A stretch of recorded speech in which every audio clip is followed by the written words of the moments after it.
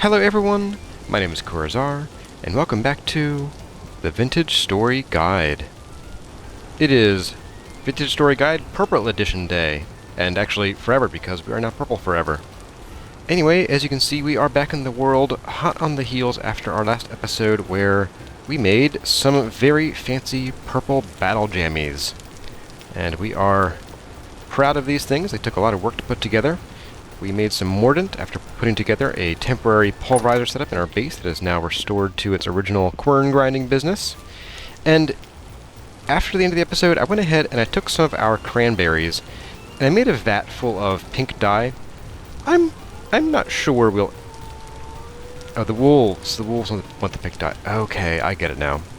But yeah, I'm not sure that we're actually going to use much of this pink dye, but there are a few fun recipes that require pink, and we can also turn the pink dye into things like chairs. So if we do pink cloth, yeah, we can make some pink armor, a peasant caftan, okay, never gonna wear that, some fur-lined reindeer herder shoes, which are pretty cute. I like these more for decoration because you can place them on the ground.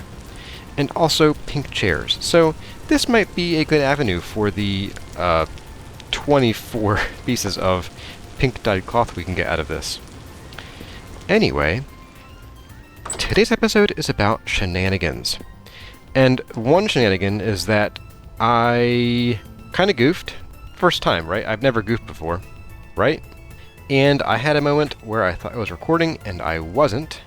And that's why there is this odd-looking spear up here. So let's talk about this, because I made this a little while ago, and I ended up losing the recording, and I figured I didn't want to have to re-record it. So I just put this here and figured we'd come back to it later. So you may have seen this around. I used to hang out over here, and I wanted to sort of get it out of sight, out of mind. So it went up here. This is the tuning spear. And this is a special spear that only the clockmaker can make. And since we have the class exclusives turned off, we could, if we were another class, also make this spear. But this spear is a bit special, because if you look at it, it says, attack a locust for a chance to convert it into an ally. It will follow and protect you, but you can only maintain one converted locust at a time. That is a function of both the tuning spear and the clockmaker class, at least from what I understand. I have not confirmed it myself, but that might be something to do in a creative world at some point when I have some time. But what this means is that we can smack a locust, and 20% of the time, it will turn into a friend. And we can only have one at a time. It does weird things. If you have more than one, they will attack each other. But that ability is apparently limited to if you are a clockmaker wielding the spear. So, to everyone else, I say... There's something you can't do. Anyway, that mess up was the first shenanigan. The second one is that I want to actually go and use this spear. Several episodes ago, in fact almost 10 at this point, we went and we got some bronze down in this snowy area here. Where's our tin mine? I think this is it. I do think this is it. It might even be this, but we have a mine right around here. And down here we found a locust nest. And locusts are creatures that spawn, that were apparently once the Seraph's friends in the distant past. Pardon me while I get a bite to eat. And nowadays they are no longer our friends, they don't recognize us anymore. And this tuning spear will let us retune them, make them our friends again, at least one at a time. And so I wanted to go and try that out today because, well, one, I wanted to actually put this thing to use, but two, I also wanted to go and start restocking on our tin and possibly our copper. We have a good amount of tin left. This is actually quite a bit, unless we want to get into a lot more dye making, and I kind of do. So we need some more tin for that. Now we did, oh, it's in the same chest here, we did buy some alum, and this will turn into crushed alum, which can be used as mordant in the exact same way as tin. But that means we only have 24 total crushed alum worth, and we have 2/3 of this, about 20 more tin, and it takes 10 mordant pieces, or mordant unit things, to fill up a full barrel to 50 liters of mordant. And so I want to get some more tin, both for that and for making tin bronze, because we are getting kind of low on sphalerite too. And so I think today is going to be a dual mission. We're going to do a mining mission. We'll go and get some tin. We'll go and get maybe some sphalerite. We'll go and get some bismuth tonight, although we're pretty good on that. We might just grab some opportunistically. And also come back home and probably get some copper from our underground area here. We have high native copper and decent. We can go down here to our previous copper mine, which was somewhere down here, where we already found some pretty close by on the ProPic.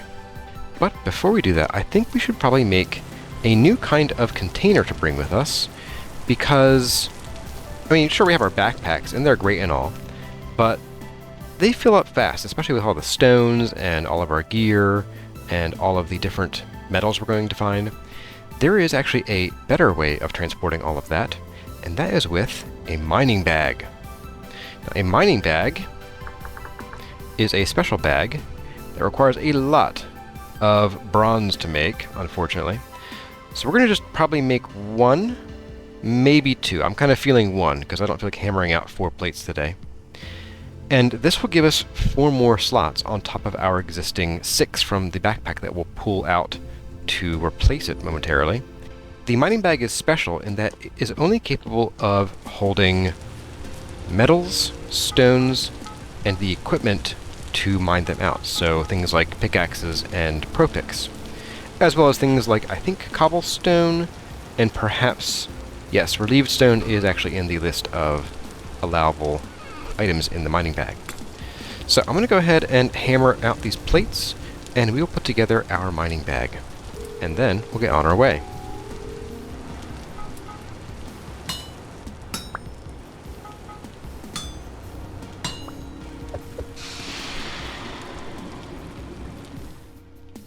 Okay, we have our tin bronze plates. Let's go ahead and let's get out the other materials we need. We need a few of these to make a piece of linen, and we're going to build our mining bag like so. And now, if we replace this bottom bag, we now have 10 slots, which is 4 more than we had from just the bag alone. So, pretty cool. I'm going to go ahead and I'm just going to store our spare backpack on the ground here, just so we know where it is, otherwise I'll lose track of it.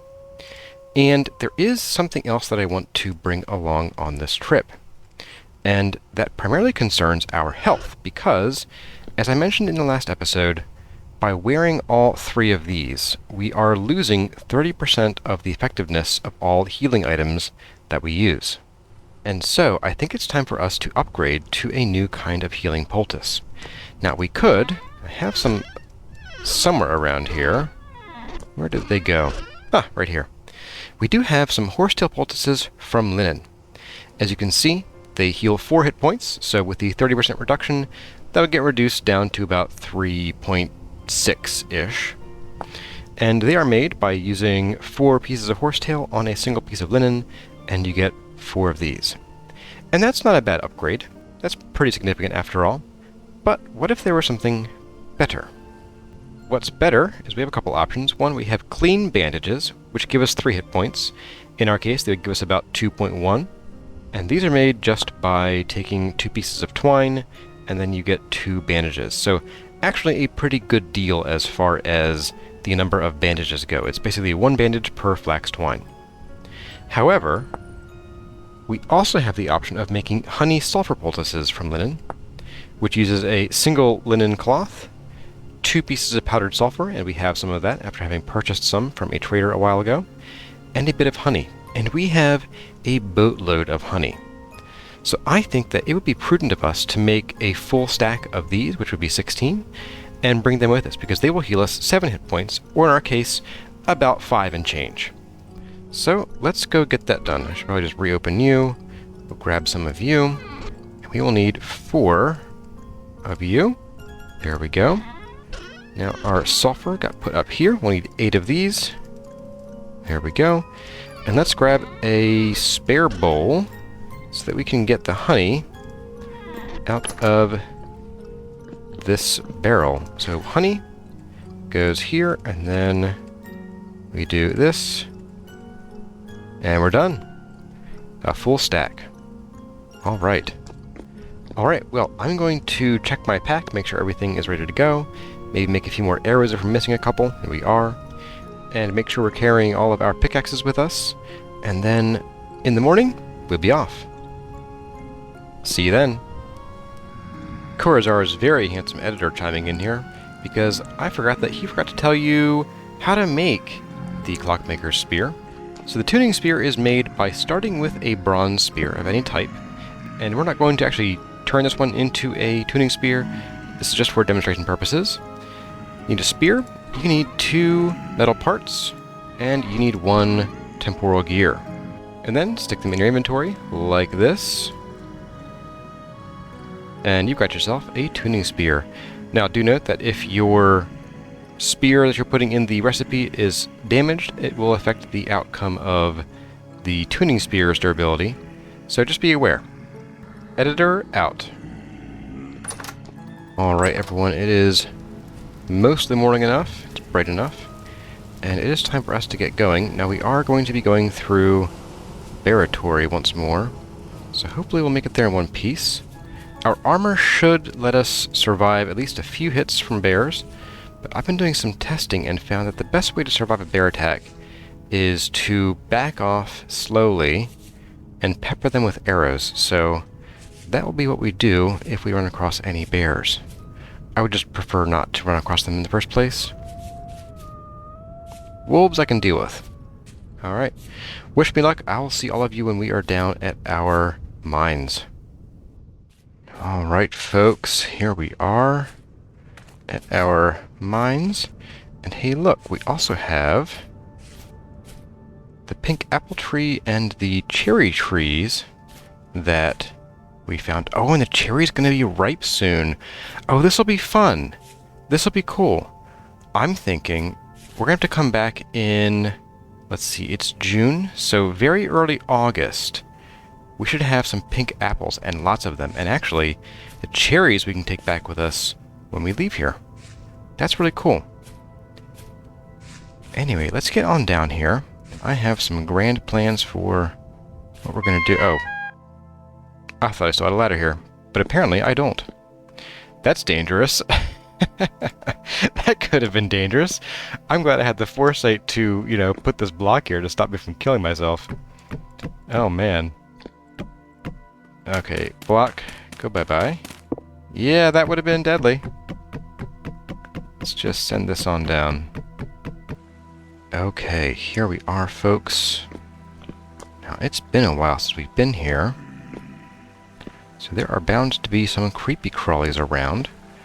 Just in case. Ooh, it's kind of dark. Let's just drop you there temporarily. No. We're going to do that. We're getting a little bit of a glow, and I know why. Because the locusts glow slightly. Yeah, so there are locusts very near here. And we know that because we found one hanging out over here. Let's get our more permanent ladders out. And I think we're going to go ahead and probably pick up you, do some inventory management here.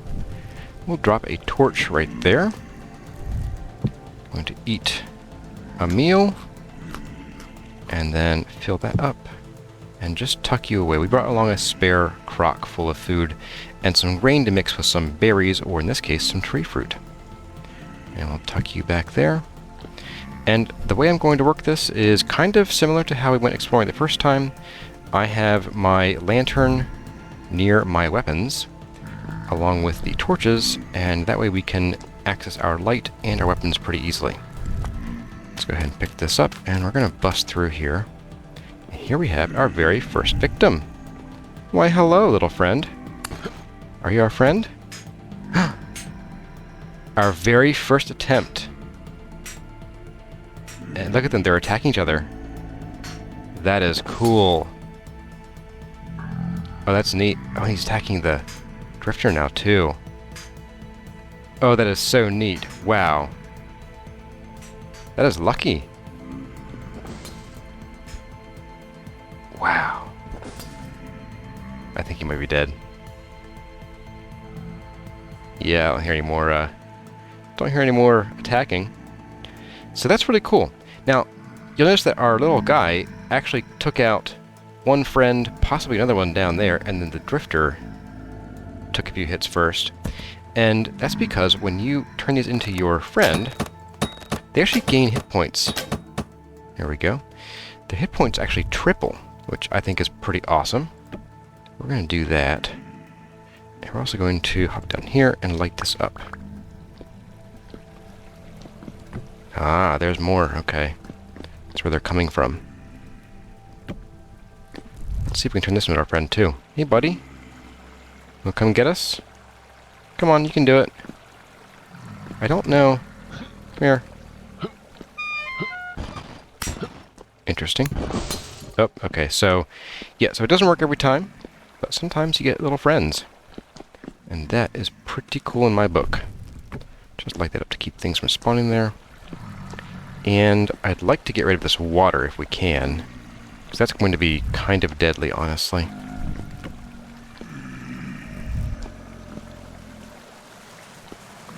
Ah, here we go. Ooh, here we go. Here's some more.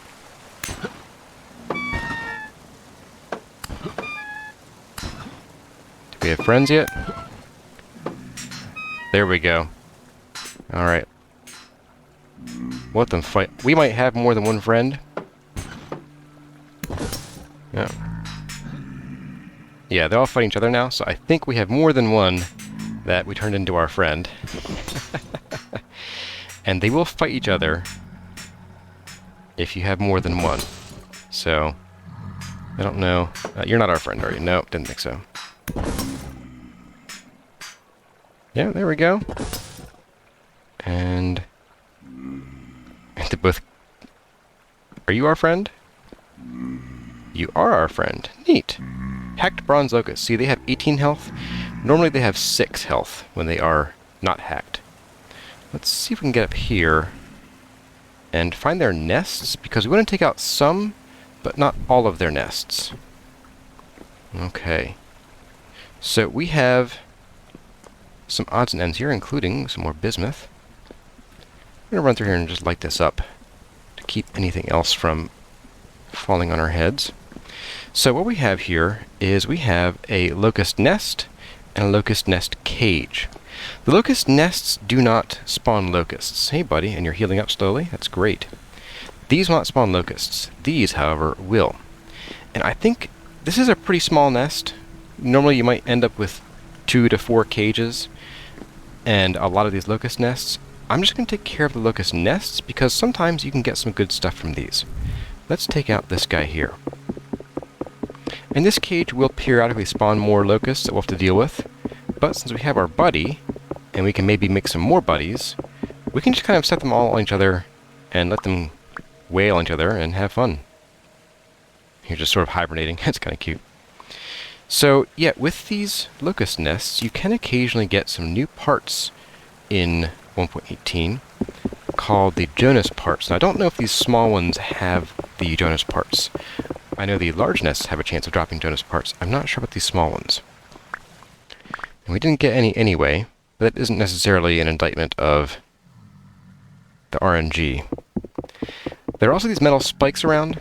You might want to clear at least some of these out when you're in the area, because if you step on them, they will slow you down and they can hurt you. Let's see if there's any more over here. Yeah, here's one. So here's some metal spikes.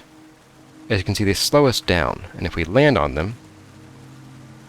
Is our guy teleporting, or is he just, like, really fast?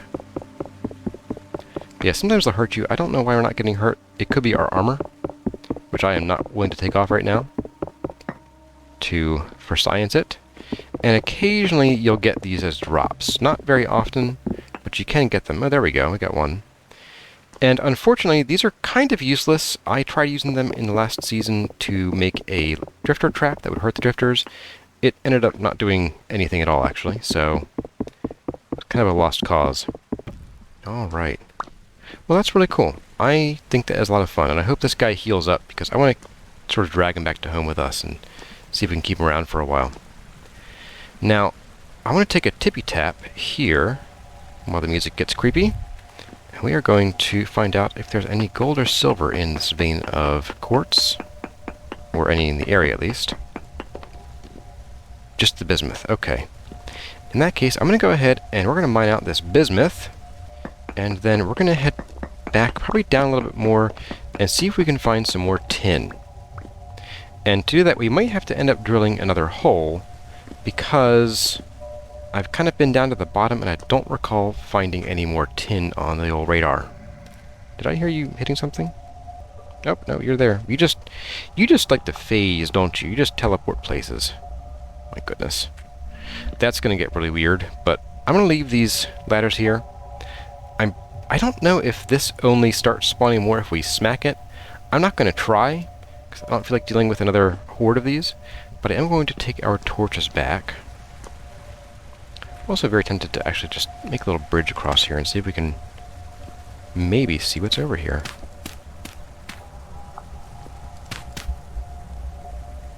Maybe even... Woof. I'm not going down there, that's for sure. More bismuth. Don't mind if I do. On the way back. And there's some tin. Alright, alright. I'm digging it. And we have a dead end. Well, this probably isn't going to be a ton of tin. So I'll take a few taps along the way on the way back. Like even back here. See if there's any tin in the area. Well, you know, we'll clear this tin out first. And then we'll do that. But yeah, I'm going to take some tin here. And maybe some more bismuth if we find some more. And then I will start packing things up, and we'll head... Actually, while we're here, let's head... I'm going to freeze the game here for a second. Over here on the map, I spotted another trader. And we are still looking for a luxuries goods trader, which this one probably is not, and a treasure hunter trader, which this one could be. The luxuries goods are typically in red-colored carts. There's also a good chance that there may be a trader, like, right down here. So I think I want to go south, just to, like, down here, and uncover a bit of land to see if we can spot a trader down in this direction.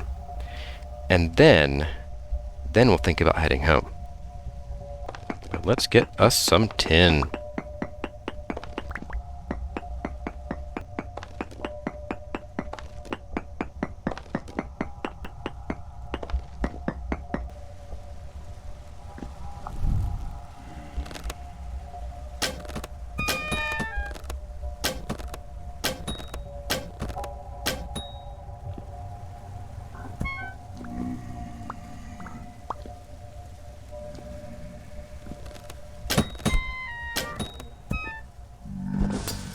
No!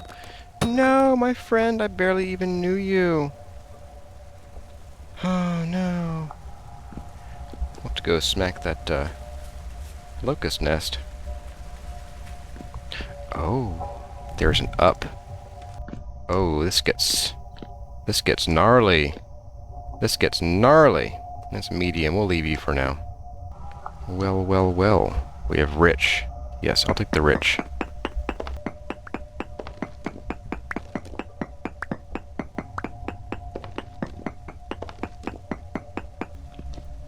Okay, we're getting the extra scary music now, so it is time for us to run back to the surface and recover some stability. So I will see all of you in a little bit, after we are a little bit less crazy. And actually, while our stability is still recovering, let's take a look at some of the spoils we did get from those locust nests. So these are pretty basic ones, but we got some metal scraps, some flax twine, some rope, and I think that's about it. We also got these metal spikes from the area around them, but sometimes you can get things like cinnabar or lapis lazuli or brown coal from those. They're kind of rare, and they're not really a good source of them because, one, they're not renewable, and two, there are just so few of them that it's not really worth it. And so yeah, just buyer beware. Anyway, we are about, we're a few minutes away. I'm just clearing out some of the space around here to make room for us to see any threats that might present themselves, like if bears or wolves spawn in the area. We do have the cinnamon ferns growing over here. The cinnamon ferns are the ones with the cinnamon-colored sticks coming out of them, and this is typically indicative that you are in bear and or wolf territory. And there aren't any that I see or hear at the moment, but that doesn't mean they might not pop in, because it's a random spawn chance now. As I understand, I've been doing some talking and some research. I think in previous versions of the game, bears and wolves and most other creatures had sort of designated spawn points where they could show up. And if you covered those squares in stones or lit them up enough, then you would never get spawns there. However, I think they're a bit more random now, so they might appear in a given chunk based on whether they can appear there, but not so much a specific square or block. Alright, I think we're good enough. Yeah, let's head on back down. And I'm actually thinking we're probably getting close to being good on the tin and the bismuth, and I don't think we've found any more down here previously. So I'm going to take a quick tap around and find out if there is any more in the area, but I'm not going to really push it too hard. Bismuth. Bismuth. Bismuth. So nothing super important there. And I don't think there was anything else in here. Let's hop down here. Bismuth medium.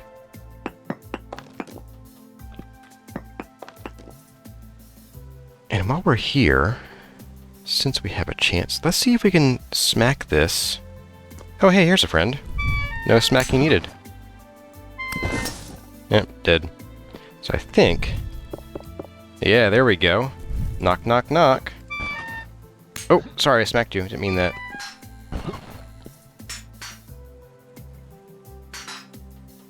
And... dead. Yeah, we have a friend again. Alright. Alright, we have a little friend. This is great. Okay. Yeah, I'm not spying any more tin up here. We could head down those crazy, crazy looking tunnels. I think that's a little bit beyond what today's agenda is, so I think we're going to skip that for now. But I'm going to get a bit more bismuthinite, and then we will head back to the surface and take a look around for those traders. I think also we will head down to our little hovel down here, wherever it was. Ah, here it is. This is where we hid from that black bear one of those nights a long time ago. We have a little bear trap down there. And we'll see if we can dig around for some sphalerite, because we're actually pretty good on bismuthinite. So this will be the last that I get here. And we'll get some zinc, hopefully. And then we'll go check out some traders. And apparently they can just walk through blocks when they want to. Yep. Yep, that's kosher, alright. That's kosher. Totally kosher. And hey, look at that. First of all, no rifts in the immediate vicinity. That's great. Our little guy is wandering around. That is so fun. Oh, man.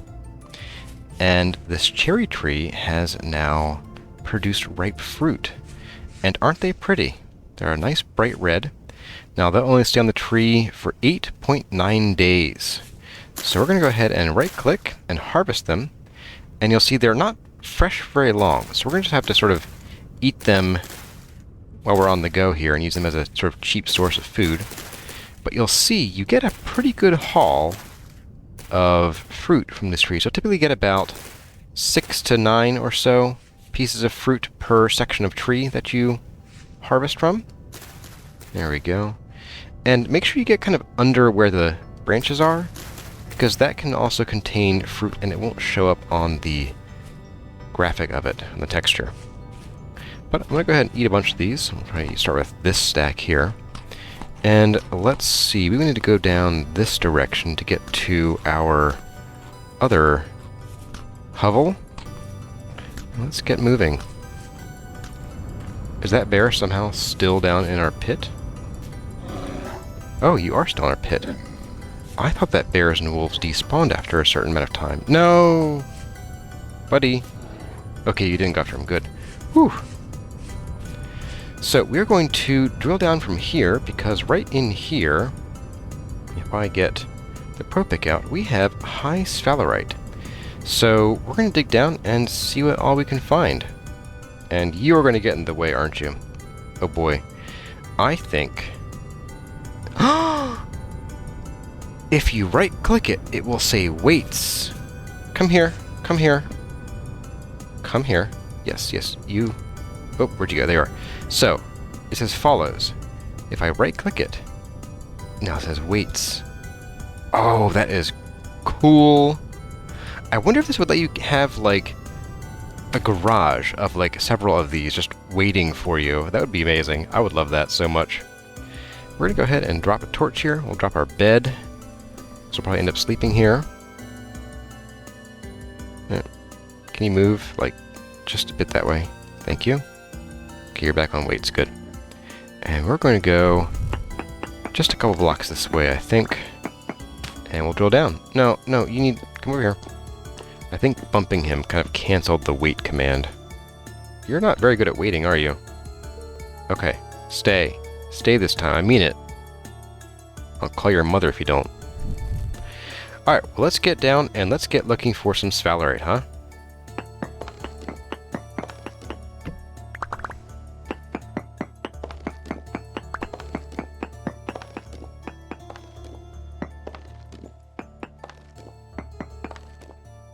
Finally, we found some small amounts of sphalerite. My goodness, was this a long time coming. And this shaft is much more stable than the first one we were in today, so we can hang out here for a while longer. Okay, so it's somewhere around here. Let's see if it's left or right. Medium. Small, so probably a bit this direction. Okay, we're getting farther now. Medium, so we're probably looking at... It's probably just down a little bit. Oh, like right there. Nifty. So here we go, we have zinc ore in andesite, which we haven't seen yet. As you can see, it's kind of hard to spot. I know that last time we found zinc ore, I mentioned that if you are looking for it in granite, it's really hard to see. This is already pretty bad, but yeah, granite is even worse, so keep a sharp eye out when you're looking for zinc ore in the lighter colored rocks. But we're going to go ahead and mine out all of this zinc, which doesn't seem to be a whole ton of it. And we'll probably keep digging, because I would like to get more than just this little bit here. Here we go, we're getting a reading on some more sphalerite. And some bismuthinite, which I wouldn't say no to if we just sort of come across it while we're searching here. And there it is. Look at that.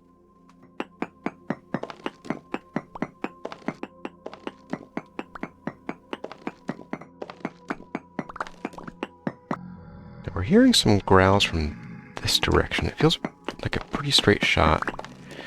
I might want to come and investigate that. We'll tuck a torch there. That could just be a scary cave, or it could mean that there is like some kind of ruin down here they're spawning in. And there are some ruins you might find underground. I have actually never found several of them that you can only find by listening for drifter voices, or by sheer stupid luck, because they are not connected to any of the caves. Let's go ahead and we'll leave that torch there. And let's go see if we can find the source of these voices. They're very... Oh, there they are. Ah, we do have something here. Looks to be a kind of cave. Can't quite get me, can he?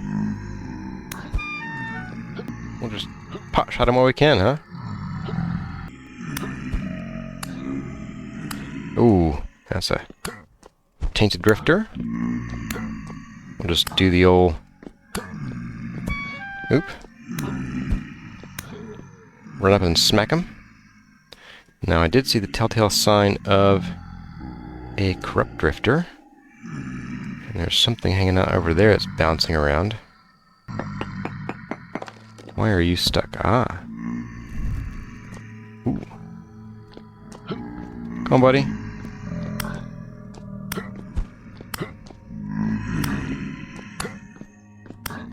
Yeah. Sticks and stones, friend. Sticks and stones.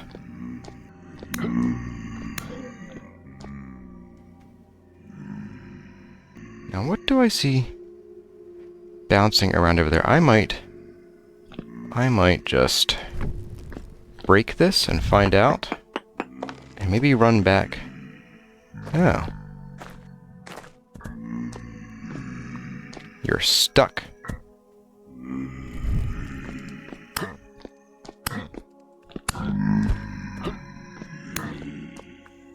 Oh my.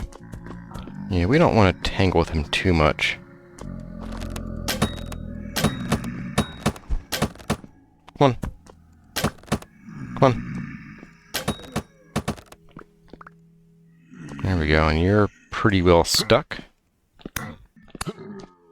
There. So we found a random underground cave here. Sometimes these caves have adjoining little, what's the word, geodes that you can find. Let's see if there's any quartz nearby. And probably nothing. But yeah, sometimes off the corners of these you'll find little quartz geodes, and if you break them open you'll find crystals inside. Anyway, back to our task at hand.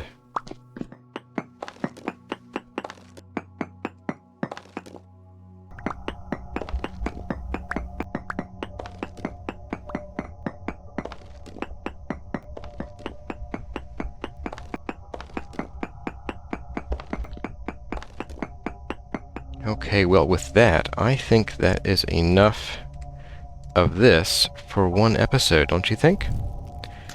Let's get back up. Let's get back to our little friend up at the top here as we munch on our cherries very, very messily. There's cherry juice on the ground down there.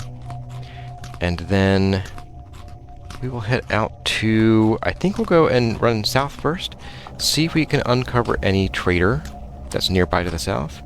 And then if not, we'll go over to... Oops, I'm eating more than I need to. And then if not, we will go over to the trader to the east and see who they are. And hey, it's my little buddy! You know, I think you need a name. You need a name. You look like a... wolf. Oh, good. Oh, good. Wolves. I love wolves. They're my favorite. Well, you look like a Burt, as I was saying. Are you a Burt? I think you could be a Burt. Hi, wolf. Yeah, you're gonna be a fun one, aren't you? Yeah, go over to the corner there. Perfect. That's a great spot to curl up into a ball. It's a great spot. I am going to try to take care of these wolves somehow. Ah, you can't get in, can you?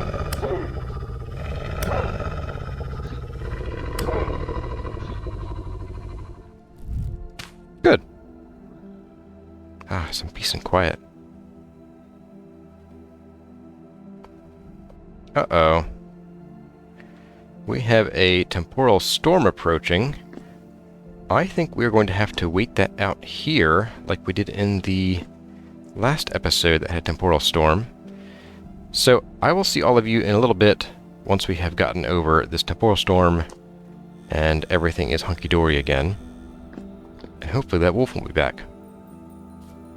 Okay, everyone, that was an ordeal. Mostly just waiting, really. I did sneak out before the storm. You follow. I did manage to use my bow to kill this wolf. Just the one and her cub.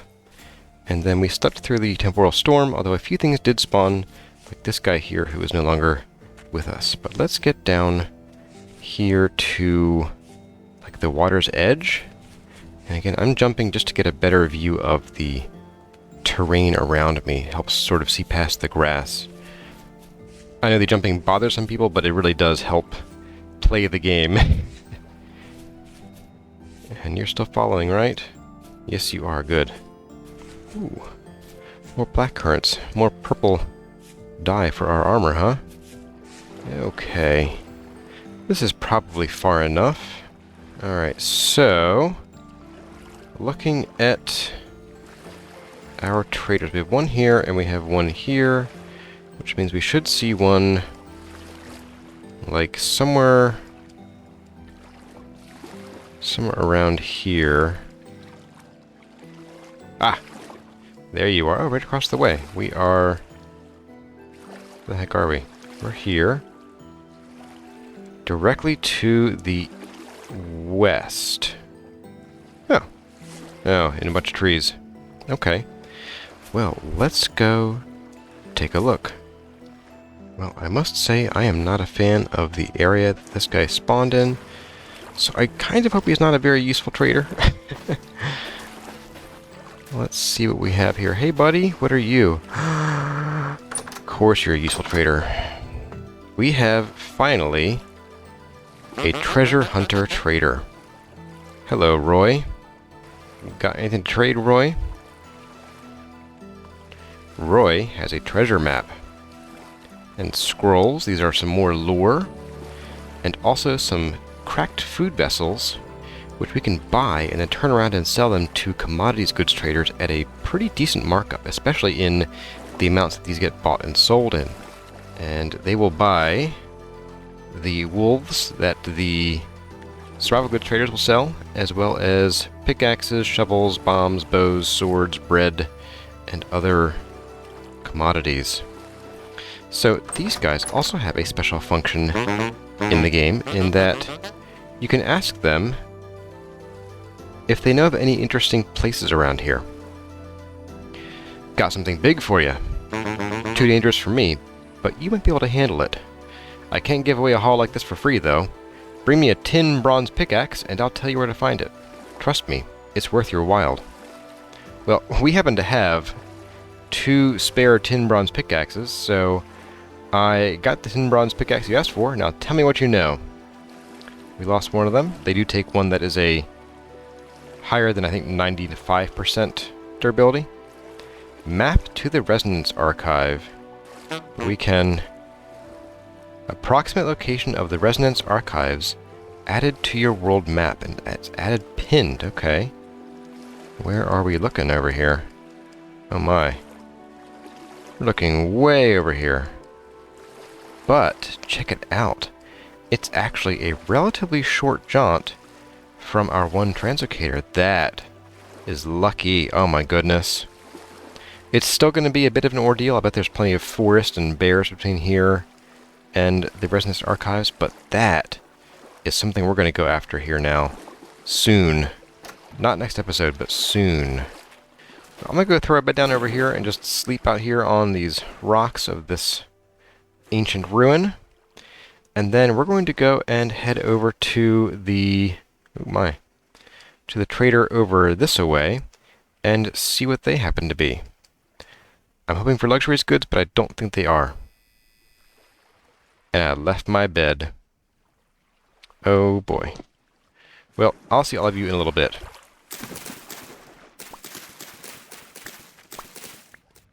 Alright, good morning folks. We are back.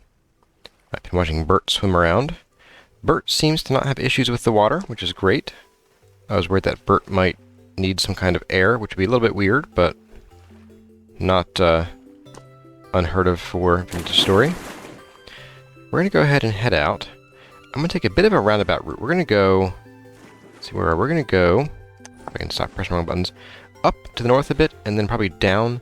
I don't want to cut through this entire pine forest and other non-pine forest, because that means bears and wolves.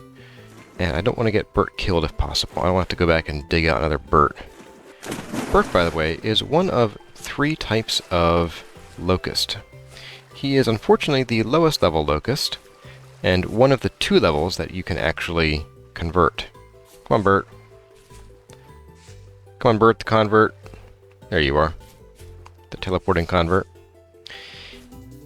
Burt is a regular locust, so he's got the sort of bronze legs and yellow eyes and everything. There is a corrupt locust type that is similar size, similar shape, but they have kind of like mottled black look to them, and they have red eyes, gleaming red eyes. And they have about twice as much health and about 3 times the damage output that Burt does. And if we find them, we could actually convert one of them as well. Now, there's also a third kind of locust that we haven't run across yet because they're pretty rare and they're only found deep underground in locations that you have explored and that have been loaded in for a while because they have a very low rate of spawning. Let's see, let's kind of go... Let's keep going up this direction a bit. This third type, though, is called the Corrupt Sawblade Locust, and they look more like scorpions than cute little bugs. They, however, cannot be affected by the tuning spear. They are, I guess, too awful, too damaged beyond repair in order to be converted, or at least they're too corrupted beyond repair. They are a huge, huge threat. One of them would rip through us in probably 3 attacks, given our existing current armor and everything else that we have, and our lower than usual health. They can't be converted, however, there is a mod that lets you tune or hack them, and that mod also adds a neat little feature that when you do hack a locust, it changes eye color to green, so that you can tell them apart from the non-hacked ones a lot easier. And that might be worth installing just for that feature. I might try to avoid using the Sawblade Locust conversion, unless you guys want me to do that.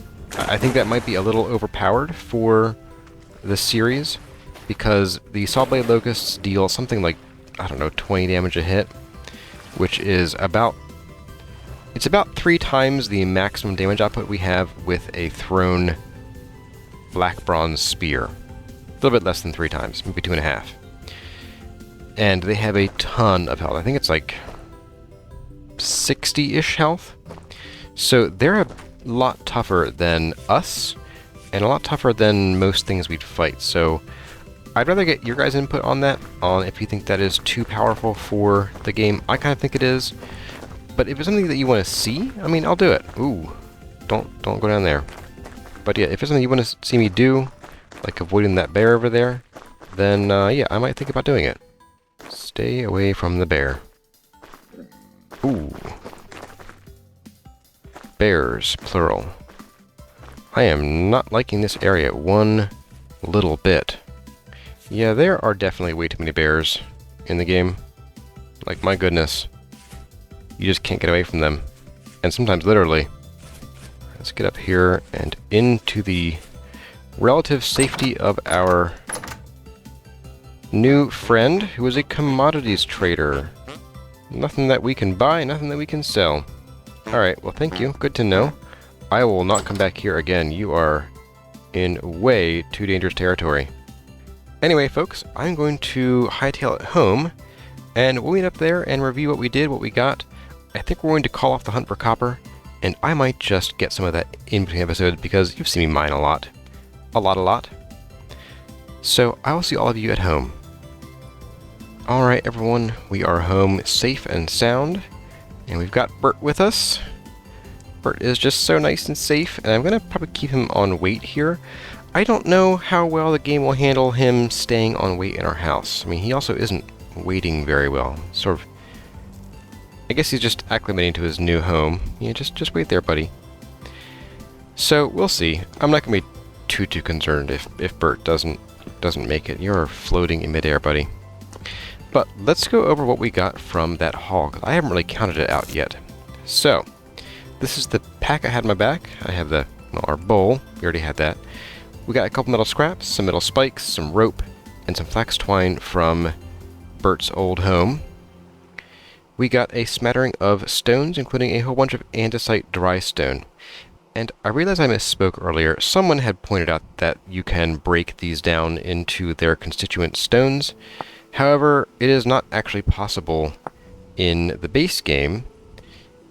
You cannot break them down. That must be from a mod that we don't have installed. But as far as treasure goes, we got 1 sundial latte seashell. Oh, right, and the ore, yes, yes, the ore. We got a stack, almost 2 stacks. So this is rich and medium. So we have a stack and over a half of medium bismuthinite. We got almost a stack of rich bismuthinite and a medium crystallized chunk of bismuthinite. We got a stack and a half of medium sphalerite. So this should carry us for quite a while through the Bronze Age, hopefully, making bismuth bronze. We also got about 3/4 of a stack of poor cassiterite. This will be handy for turning into more dye material, more mordant. And then, importantly, we found a new trader. We found a treasure hunter trader down here. And it's actually not too far away, and I forgot to actually mark him. And we will do purple and little cart symbol. There we go. And Roy gave us a map with directions to the Resonance Archive that happens to be very close, well, pretty close to one of our translocators, which is pretty darn cool if you ask me. So we're not going to go straight for this in the next episode. I feel like there are some preparations we need to make, and I almost want to get into the Iron Age first before we go here. I have a feeling. I actually have not spoiled myself on any of the Resonance Archive material, aside from the fact that there are some things there that you can't find anywhere else. That is basically all I know about it. So, I don't know what to expect, and I'm kind of thinking I'd like to over-prepare. So, that's what we'll do. We will over-prepare. We might get into the Iron Age before we go, which probably won't be too many more episodes, given that we are already in the Bronze Age and well into it at this point, and we have lots of iron all around us in the depths we found with our pro pick. So that's going to about do it for the episode. I hope you enjoyed our little shenanigan making in going and taming Burt. If we come across any of his corrupt buddies, I think I want to make one of them our friends, and they'll just eat Burt for breakfast. And let me know what you think about getting the corrupt Sawblade Locust. I would like that mod for the green eyes aspect, just to be able to tell them apart, but if you all think the Sawblade Locust is too strong of a friend, I'd agree with you, and then I will not install that mod. Or I at least just won't use that part of the mod, and that's not a problem. Anyway, everyone, let me know what you think in the comments, and make sure you give Burt a pet on your way out. I think in the next couple episodes we are going to return to building some of our house, although I might want to focus on the outside. I would like to get our farm set up so that we can start growing our crops over at our actual house instead of this temporary one. And I also want to plant the fruit tree cuttings that we got several episodes ago, because they're going to take a long time to mature. And even if we plant them now, we probably won't get much fruit from them next year. So I think that's what we'll do. We won't finish the house itself next episode or the episode after, but we will at least get some work done on the area around it and make it less of a quarry pit, if you will. Anyway, everyone, as always, my name has been CarryOn. Thank you all for watching, and I'll see you in the next one.